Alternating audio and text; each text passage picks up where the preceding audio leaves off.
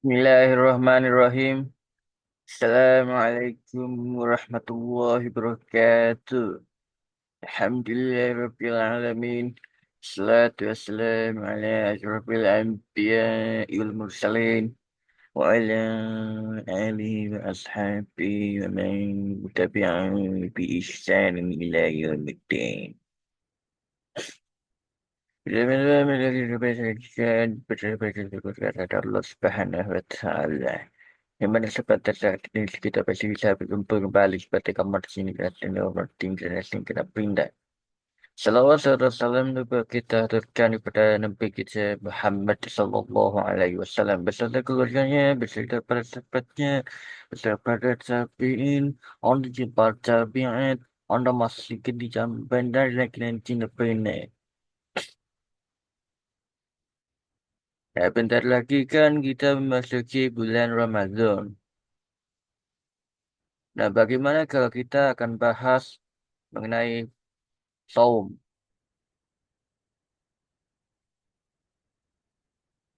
Coba kita bahas pada saum. Main kesan pada Al-Baqarah karena postingkan tanaman rek. A'udzu billahi minasyaitonir rajim. Bismillahirrahmanirrahim. Ya ayyuhalladzina amanu kutiba alaikumus siyamu kama kutiba alal ladzina min qablikum la'allakum tattaqun. Ayo orang beriman, diwajibkan atas kalian berpuasa sebagaimana diwajibkan atas orang-orang sebelum kalian agar kalian bertakwa. Definisi saum apaan? Sob, definisi saum itu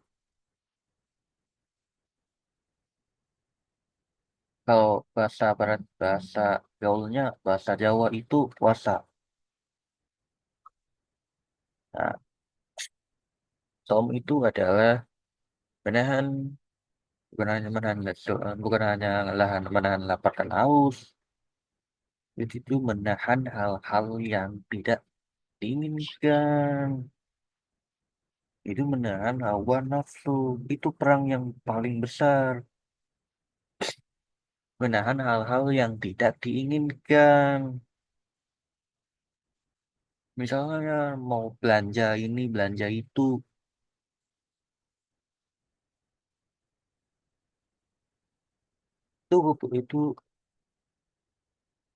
misalnya kan pengen belanja, itu keinginan atau kebutuhan nih.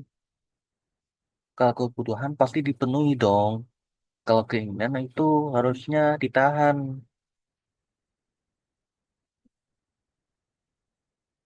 Jadi som nggak hanya nahan lapar dan haus saja, tapi menahan keinginan, menahan hal-hal yang tidak diinginkan, menahan keinginan untuk belanja, menahan keinginan untuk hal-hal lain.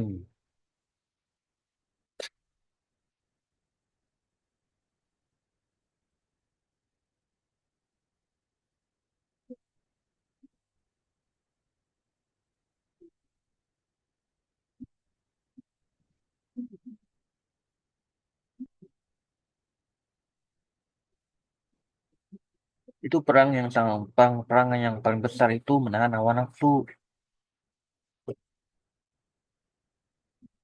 Dan ini lebih berat tugasnya, kecuali orang-orang yang punya kemauan.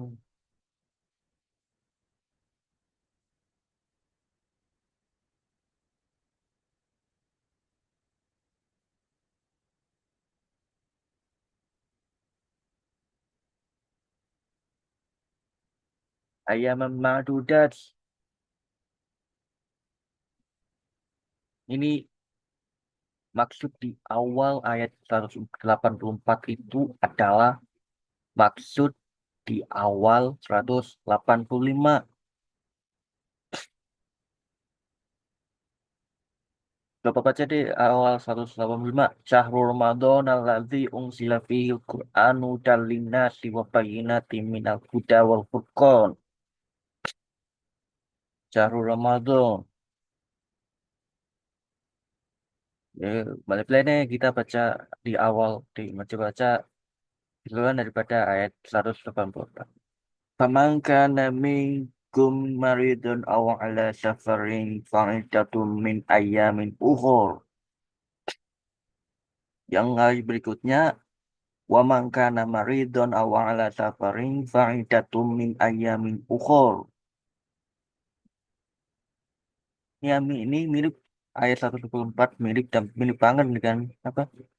Di tengah ayat 184 itu hampir mirip dengan yang di tengah ayat 185.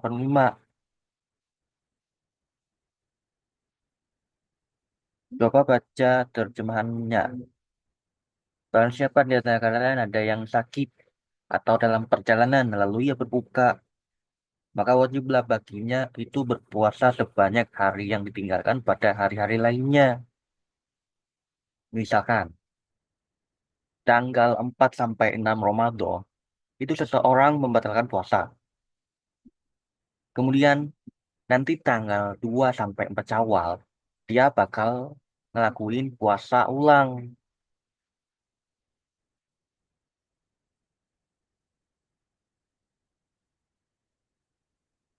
Ngerti nggak contohnya? Pasti ngerti dong bagi orang yang berakal sehat.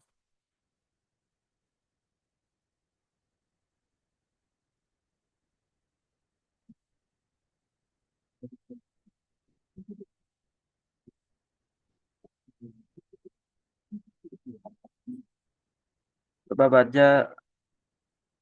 baca yang berikutnya dah. Wa 'alal ladzina yutiqunahu fidyatun ta'amu miskin. Dan wajib bagi orang-orang yang berat menjalankannya jika mereka tidak berpuasa membayar fidyah. Fidyahnya itu memberi makan orang miskin.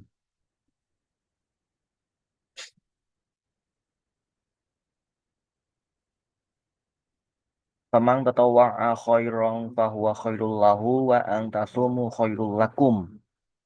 Barang siapa yang dengan rela nanti mengerjakan kebajikan, maka itulah yang lebih baik baginya dan berpuasa lebih baik bagimu. Wa antasumu khairul lakum in kuntum ta'lamun. Dan berpuasa lebih baik bagimu jika kamu mengetahui.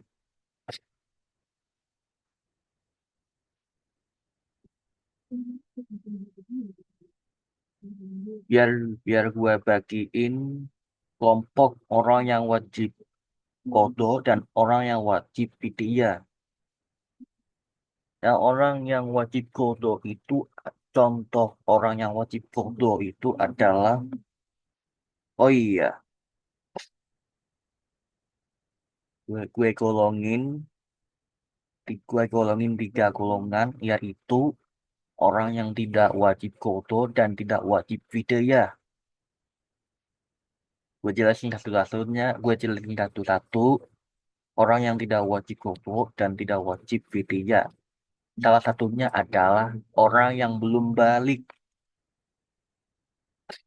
Kan syarat wajib puasa apa? Syarat wajib puasa itu Islam balik berakal sehat. Islam. Tapi kalau orang nonis itu nggak wajib qadha, nggak wajib fidyah. Kemudian itu balik. Anak-anak kecil itu belum tahu apa-apa. Ya udah, nggak wajib fidyah, nggak wajib qadha. Kemudian itu berakal sehat. Orang gila itu, orang gila pasti nggak tahu apa arti puasa. Kalau nggak tahu puasa, ngapain puasa?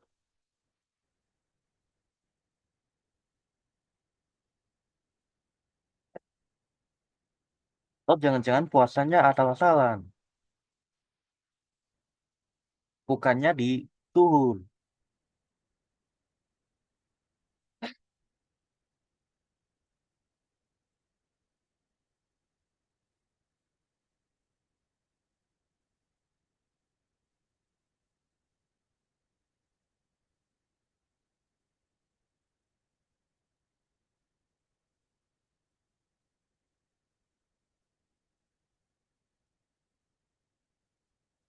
Itu contoh orang yang nggak wajib dodo dan nggak wajib fidyah.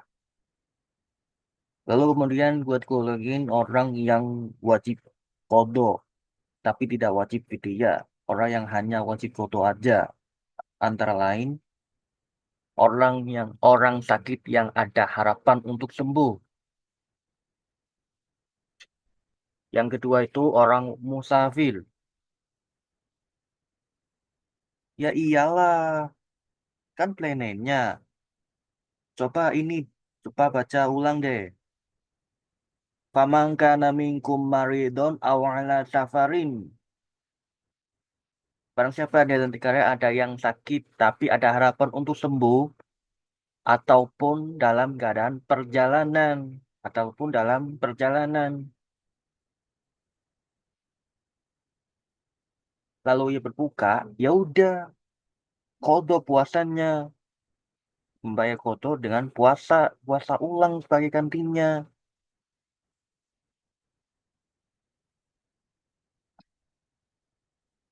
Ledo enggak contoh-contohnya.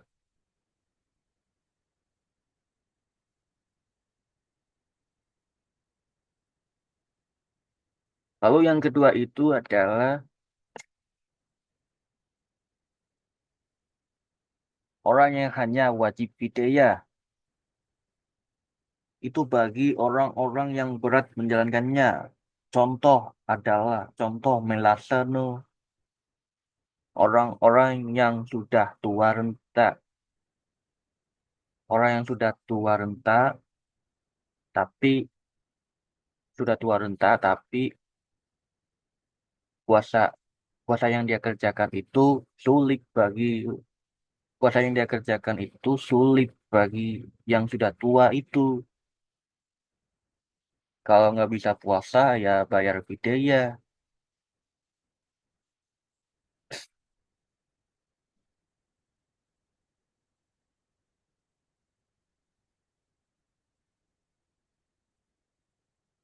Yang kedua itu yang orang yang sakit bertahun-tahun, sakit kanker, sakit planet, tapi nggak ada harapan untuk sembuh. Ya udah bayar fidyah.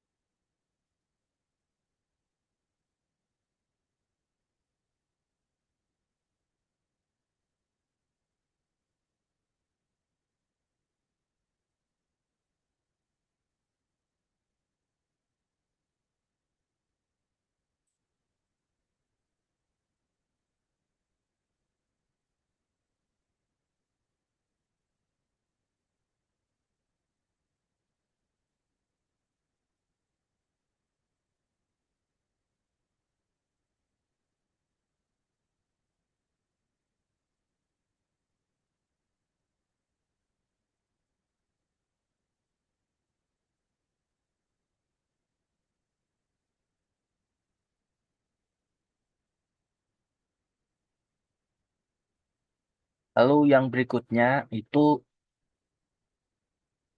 kayaknya sih perempuan itu tiap perempuan yang puasa dan yang berat puasa kayaknya wajib mengkodo. Yang ketiga itu orang yang hamil yang khawatir akan keadaannya atau bayi yang dikandungnya.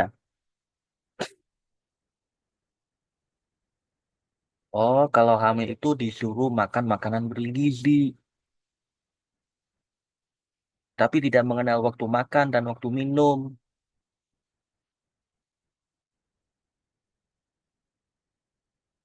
Emang orang hamil harus makan itu. Yang keempat, orang yang sedang menyusui anak yang khawatir akan keadaannya atau anaknya. Oh, bayi mintanya air susu ibu. Air susu ibu itu diambil kecemberes. Ada wajib foto dan wajib video.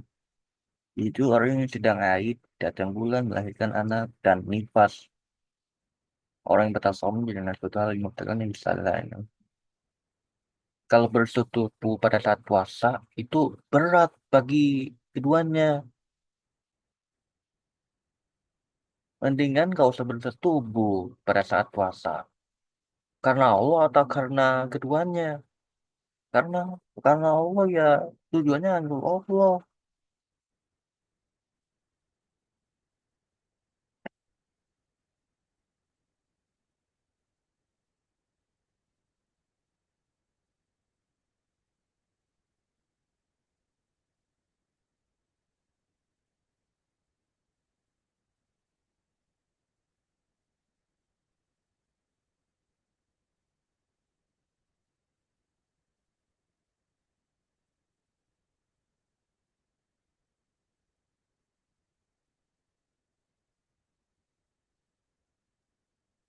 Kita baca ayat berikutnya deh.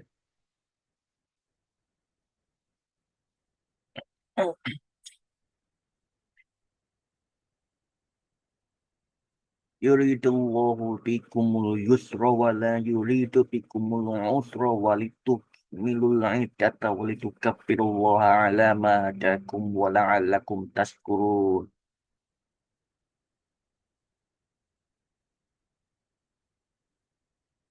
Allah menghendaki kemudahan bagimu. Coba baca suratul Insyirah ayat 5 sampai 6. Fa inna ma'al usri yusron. Beserta kesulitan ada kemudahan. Tapi kalau kita punya kemauan, kita pasti bisa. Kalau kita punya kemauan, pasti diberi kemudahan oleh Allah.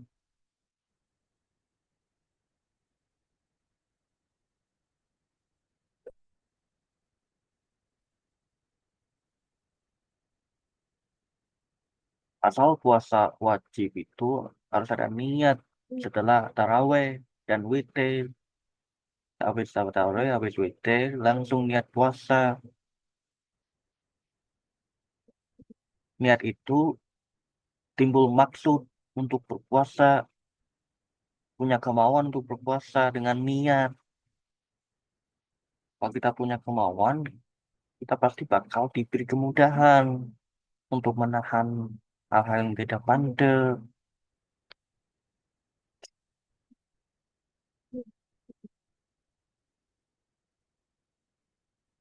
Dan hendaklah kamu mencukupkan bilangannya.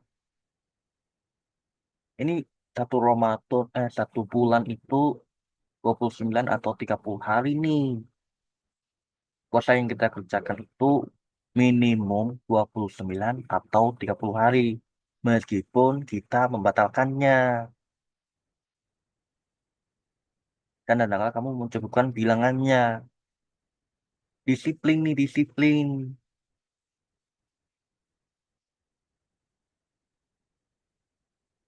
Dan hendaklah kamu mengagungkan Allah atas petunjuknya yang diberikan kepadamu. Maksudnya apa?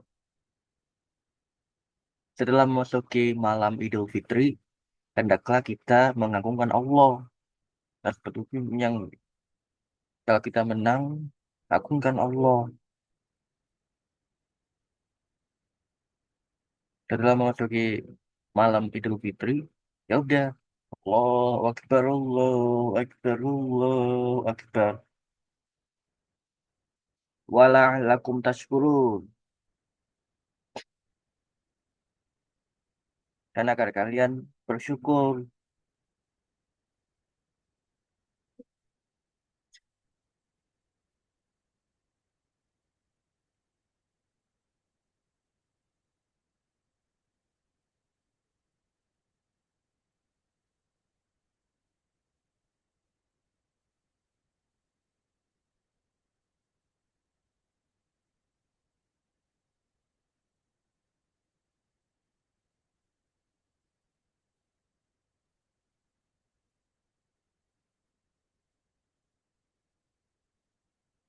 Itu hendaklah kita bersyukur.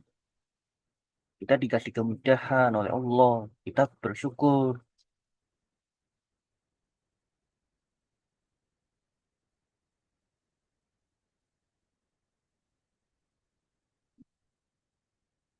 وإذا سألك عبادي عني فإني قريب أجيب دعوة الداعي إذا دعان.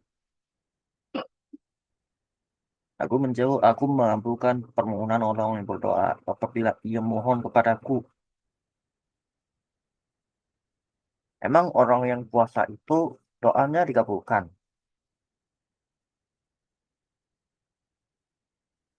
Wal yastajibu li wal yu'minu bi la'allahum yarsyudun. Hendaklah mereka itu memenuhi segala perintahku dan hendaklah mereka beriman kepadaku agar mereka selalu berada dalam kebenaran.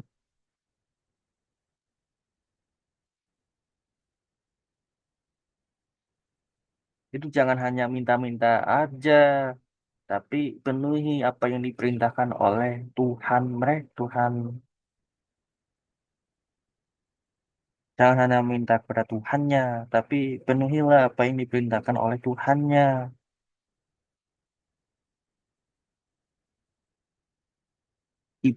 Jangan kayak orang ngemis, ngemis doang, kerja kagak.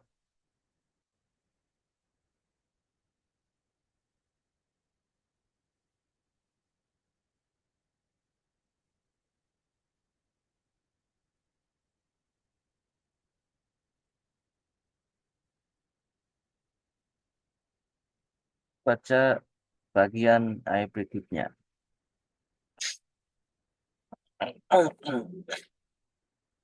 Wa kulu washrabu hatta yatabayyana lakumul khaytul abyadu minal khaytil aswadi minal fajr. Apa artinya? Dan makan minumlah hingga terang bagimu benang putih dari benang hitam yaitu fajar.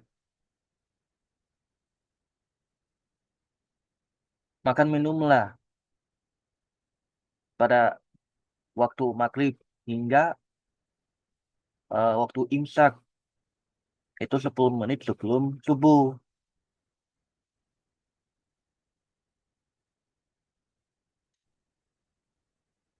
Summa atimul siyama ilal lail. Sempurnakanlah puasa itu sampai datang waktu maghrib itu.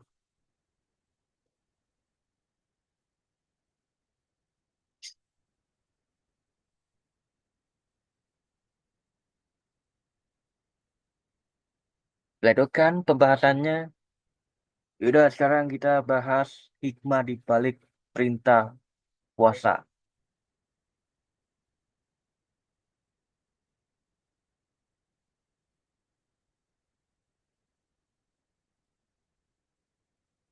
Keutamaan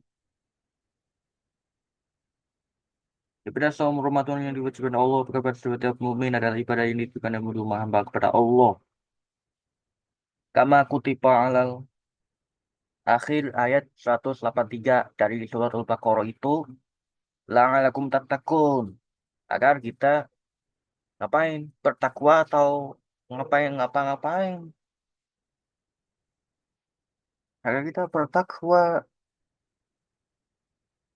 Misalkan keluar dari Ramadan kita ngapain, kita ngapain aja setelah keluar dari Ramadan, itu yang kita plankan.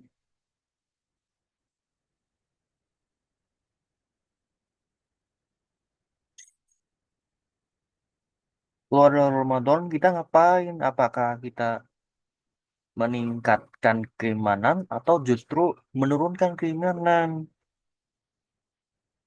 Jangan-jangan keluar dari Ramadan kita kembali lagi ke seperti anak apa kembali lagi ke yang masa lalu.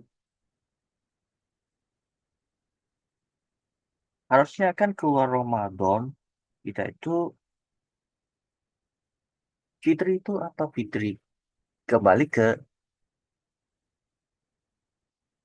kembali kembali seperti orang kembali kepada kesucian seperti bayi yang baru lahir tanpa bekas, seperti bayi yang baru lahir dalam keadaan kosong kosong planetnya.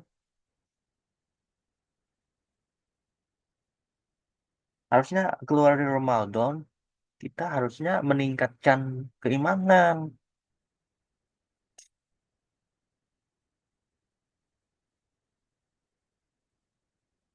Keluar dari Ramadan kita itu harusnya tuh berhati-hati.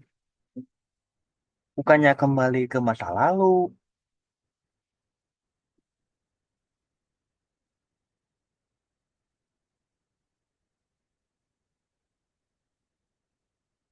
Ini gelar bukber, silaturahmi di bulan Ramadan. Kalau ada Ramadan, kita nggak ada acara. Di bulan Ramadan, baca Quran. Kalau ada Ramadan, malas baca Quran. Itu bukan takwa namanya.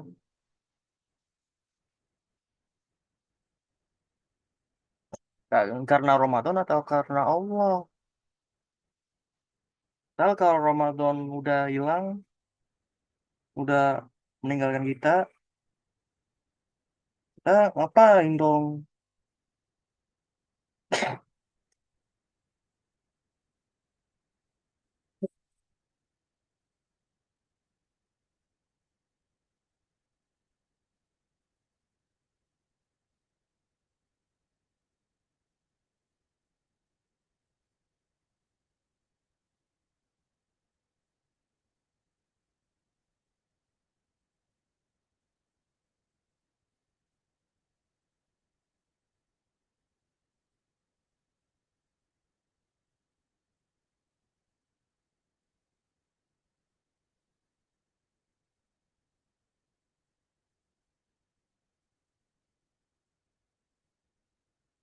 Ibadah sombong itu sendiri adalah berarti bersiap untuk sabar dalam menjalani hidup.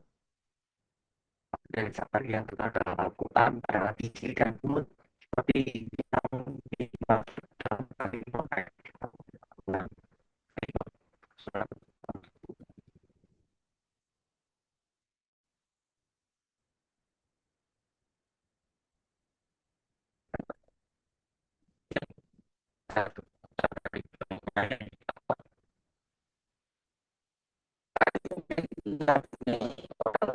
Kathirun fama wanu lima asofahum fi sabilillahi wa ma da'u wa ma da'u wa ma stakanu Allahu yuhibbus sabirin.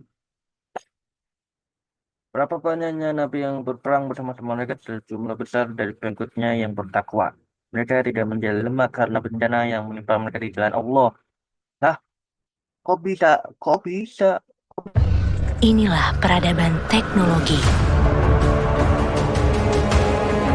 Ayahku Empu Barada memberikan energi untuk kecerdasan buatannya. Calon arang.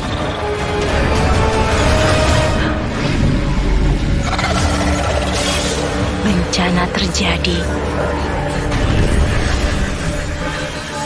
Calon arang lepas kendali dan menguasai manusia yang bergantung pada teknologi.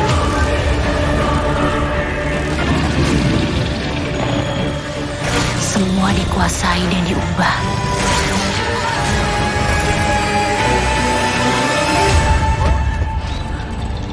Tapi ibu melindungiku.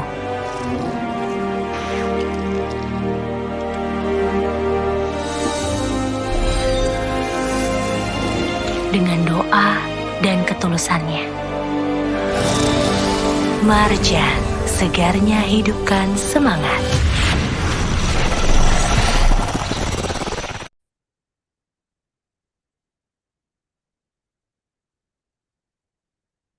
Fama wahanu lima asopahum fi sabilillahi wa ma da'ufu wa mastakanu. Mereka tidak menjadi lemah karena bencana yang menimpa mereka di jalan Allah. Lah kok bisa? Kok bisa kuat ya mereka? Ya iyalah, kan ada Allah. Karena mereka ngadupnya ke Allah, ke yang memberikan ujian itu. Ngadunya ke sang pemberi ujian atau sang penguji.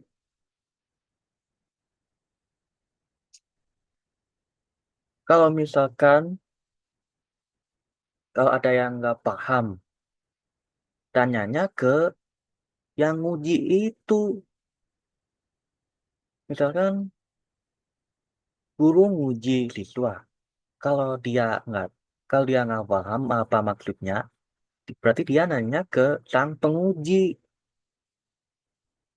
Demikian pula dengan kalau Allah itu sang penguji, berarti kita ngadunya ke sang penguji tersebut, yaitu Allah.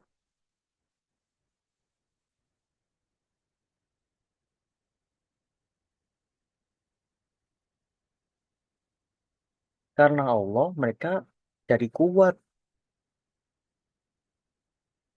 walaupun bencana yang menimpa mereka di jalan Allah, dan tidak lesu dan tidak pula menyerah,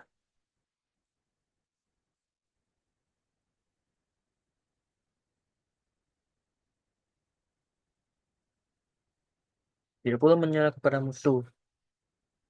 Wallahu yuhibbus sabirin. Allah menyukai orang-orang yang sabar.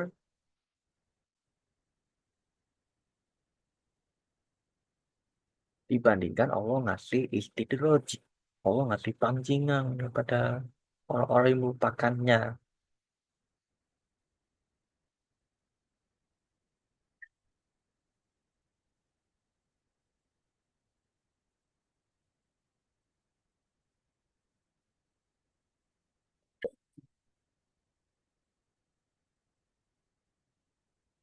Nah, di antara hikmah dan faidah saum selain untuk menjadi orang yang bertakwa adalah sebagai berikut. Itu sebagai latihan rohani. Itu mendidik jiwa agar menguasai diri.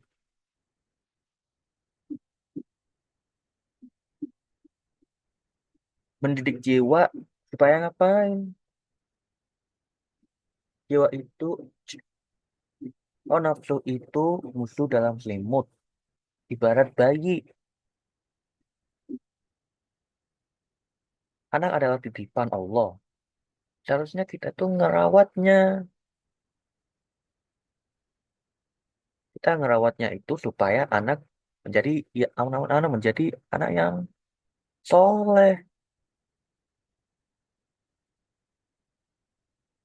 Demikian pula kita ngedidik jiwa, ngedidik nafsu itu. Supaya kita itu. Jadi intinya kita ngedidik jiwa itu. Kita ngedidik, ibarat kata kita ngedidik anak. Supaya anak jadi anak yang soleh. Demikian pula dengan kita ngedidik diri kita. Supaya dirinya itu nurut sama kita.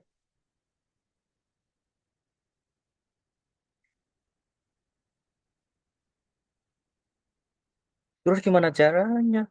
Ya udah bedain antara kebutuhan dengan keinginan. Bedain antara kebutuhan dengan keinginan. Kalau kebutuhan itu kebutuhan primer dulu yang dipenuhin. Kebutuhan primer dulu yang dipenuhin. Itu pangan, sandang, papan. Selain itu, kebutuhan rohani juga harus dipenuhin.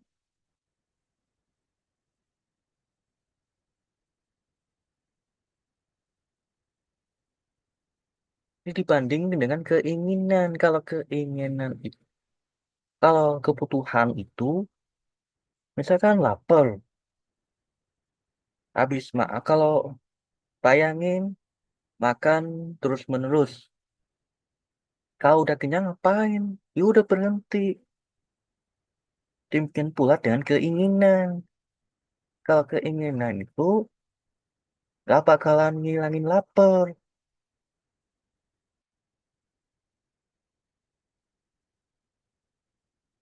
Keinginan juga nggak bakal melepas kerinduan. Nggak bakal lepas penat kalau keinginan. Justru menimbulkan ketagihan. Makanya keinginan itu harus kita tahan. Pengen belanja, tahan dulu keinginan untuk belanja. Pengen wisata, tahan dulu. Apalagi kan kita itu Pleno banget ekonominya. Pleno banget ekonominya.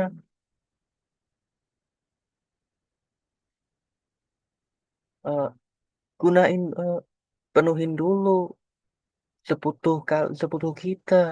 Penuhin dulu seputuh kita. Yang kalian butuhin aja dulu. Yang primer-primer dulu yang dibutuhin, yang dipenuhin, yang primer dulu. Yang kita butuhin itu lepas zona. Penuhin dulu yang kita butuhkan saja dulu. Gila menecok. Lalu yang kedua itu mendidik nafsu agar tidak senantiasa dimanjakan dan dituruti.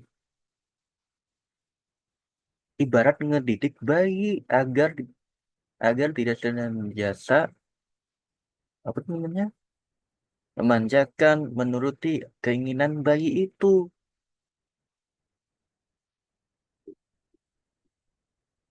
Padahal yang harus diturutin itu Allah yang kita turutin.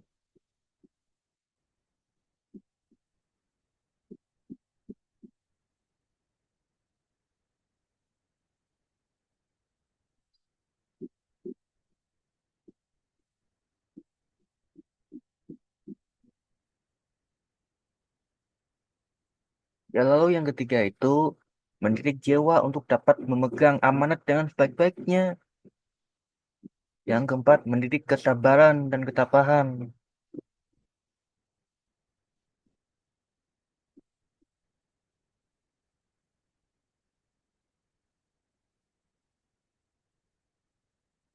Antar kalau nanti kalau tunawisma gimana?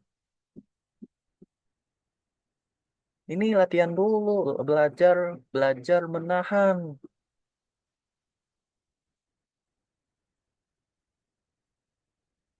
Nanti kalau tunawisma gimana? Ujian yang sesungguhnya.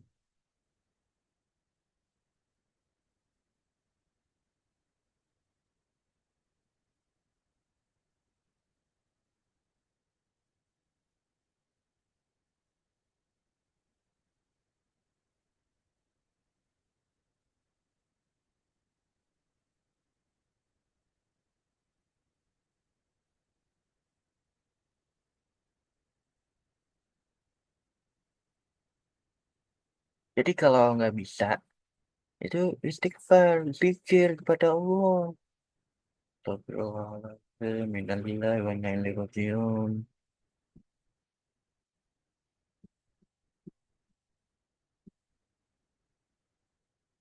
Kalau bisa, adepin itu sambil zikir.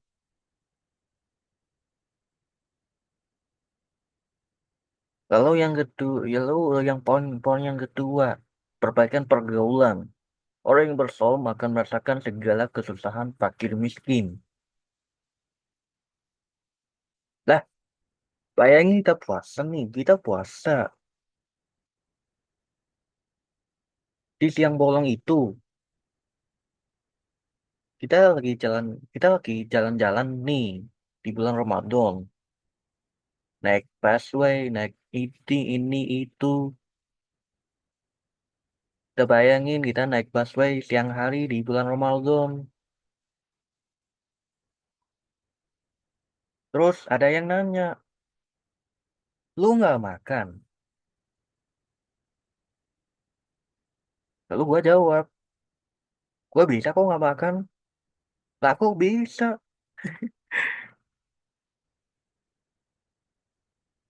Orang-orang pada kasihan sama gue karena gue nggak makan di siang hari.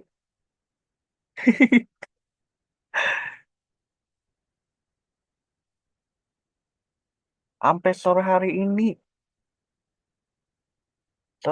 loh, ada yang orang-orang pada kasihan sama orang yang lagi puasa. Orang pada kasihan sama yang lagi puasa.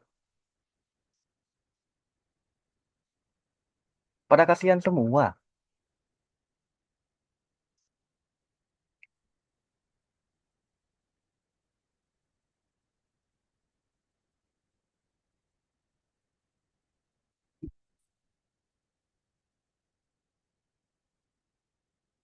Ini 3 hari nggak makan itu, misalkan 3 hari nggak makan, biar apa? Biar orang-orang pada kasihan sama kita. Lah kita itu ngadunya ke Allah, terus biarin orang-orang pada kasihan sama kita.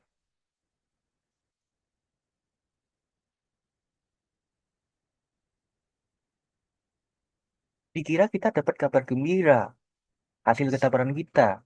Ledo kan? Dan kemudian akan timbul rasa suka menolong kepada orang-orang yang menderita.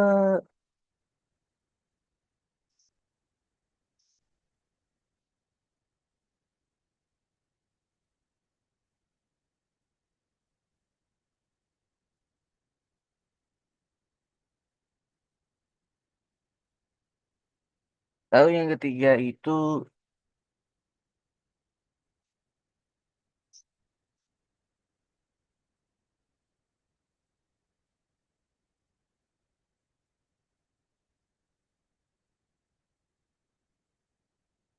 ibadah som Ramadan akan membawa faedah bagi kesehatan rohani dan jasmani jika pelaksanaannya sesuai dengan panduan yang telah ditetapkan.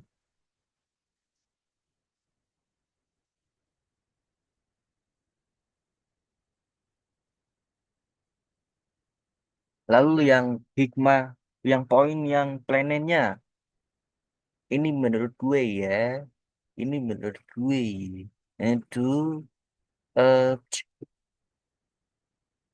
dapat melatih diri kita untuk berhati-hati.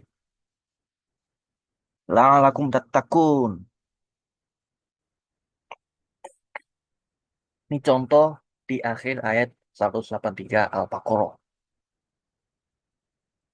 Di siang hari semuanya pada halal semua.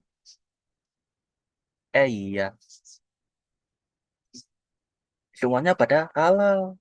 Tapi kalau di siang hari ngapain? Tahan. Walaupun semuanya halal, tapi di siang hari kita tahan. Ini melatih diri kita untuk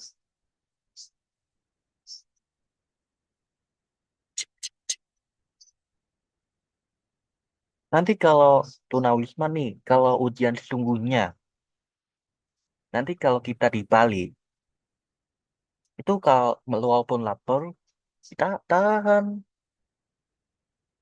Bayangin kita di Bali, terus kita tahan laparnya. Mau nggak mau, makan di saat lapar. Berhenti sebelum kenyang. Karena di Bali itu banyak banget makanan-makanan haram. Apalagi kan miras-miras itu, miras-miras, apa itu namanya? Kalau bisa jangan ke bar deh, jangan ke bar, jangan ke tempat hiburan malam. Kalau bisa,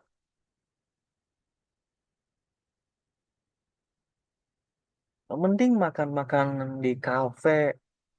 Di kafe boleh, tapi jangan ke bar. Apalagi tempat hiburan malam. Misalkan bayangin kita di Bali. Ini kalau bisa tuh tahan laparnya. Karena karena gue yakin itu banyak makanan-makanan yang haram di Bali itu. Daging babi, daging anjing.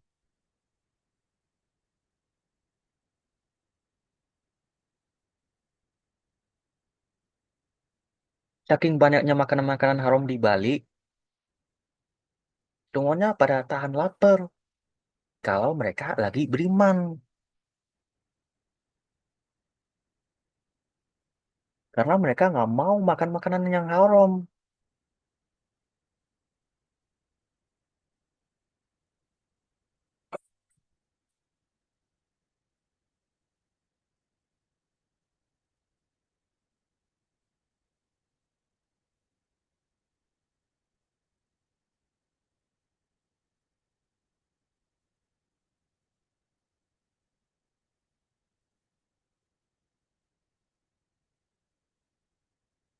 Jadi itu. Lalu contoh yang kedua. Misalkan gue lagi interogasi para pencuri. Kenapa kamu mencuri? Mereka dan si A menjawab, saya sudah saya sudah ada di digaring nggak makan Pak. Digaring nggak makan. Bukan begitu caranya. Kan bisa kita tahan lapar. Makanya kita latihan dulu. Latihan sebelum menghadapin ujian yang sesungguhnya. Play-doh nggak? Ya play-doh. Jadi itu hikmah di balik perintah puasa. Nah, demikianlah kajian-kajian yang kita planning itu mudah-mudahan apa yang gue sampaikan ke awak media itu bener-bener play-doh banget, bermanfaat bagi seluruh Banu-Banu Sajim, orang-orang beriman yang kepengen untuk ikut serta dalam organisasi baru ini. Semoga orang-orang awam dapat segera bertaubat kepada Allah Subhanahu wa Ta'ala supaya mereka kembali ke jalan yang benar, supaya mereka itu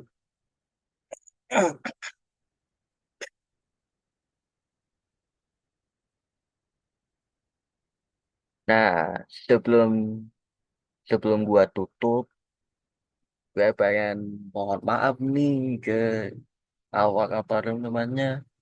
Sebelum gua tutup, gua mohon maaf nih. Mohon maaf karena gua itu salah dan plene.